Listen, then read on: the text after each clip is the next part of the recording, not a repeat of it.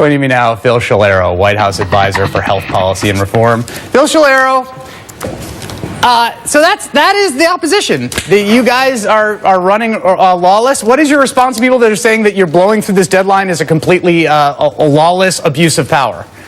Well, it's ridiculous, Chris. All we've done is recognize the fact that what happened in December is already happening now. Thousands, hundreds of thousands of people are coming to the website. They're calling call centers. The demand is terrific. And in December, we allowed a little extra time for people who lined up were trying to buy insurance. That's all we announced yesterday. We had more than 1 million people come to the website yesterday. What about this idea that we just heard that it's a failure, no one's signing up? Is it true that no one's signing up? Well, millions of people have signed up on the state and federal exchanges just this year. We have over 5 million people. That number is growing every day. The reason why we're allowing a little extra time for people in the process is because so many people are trying to sign up. All we're doing is taking a common sense approach to demand. We have so many people who want insurance right now. We want to make sure at the end that we're not in a situation that happens on Election Day.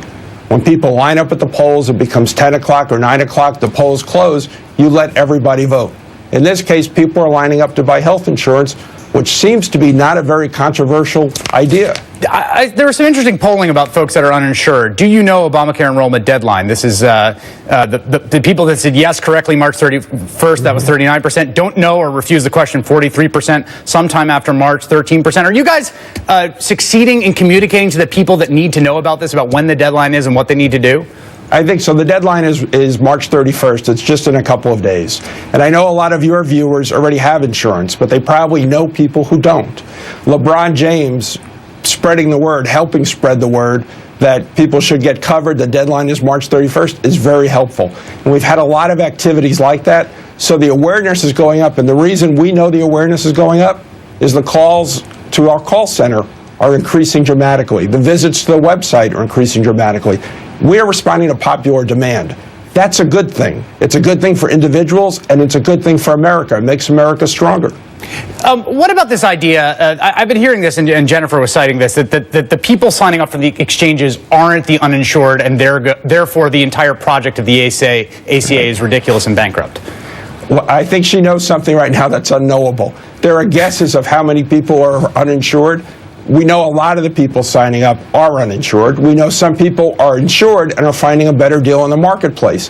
That's a good thing because they're getting insurance that's less money and it's better. But millions of people who don't have insurance are becoming insured. One of the things that when we talked about this law in the run-up to it was this figure, 45 million uninsured, and that number's fluctuated around, and there were estimates of how many this would cover. And when you see how many people are scheduled to be covered this year, it's much smaller than that total pie number we had of the uninsured. Is the idea that as this phases in, you're going to get somewhere much closer to that 35 million figure?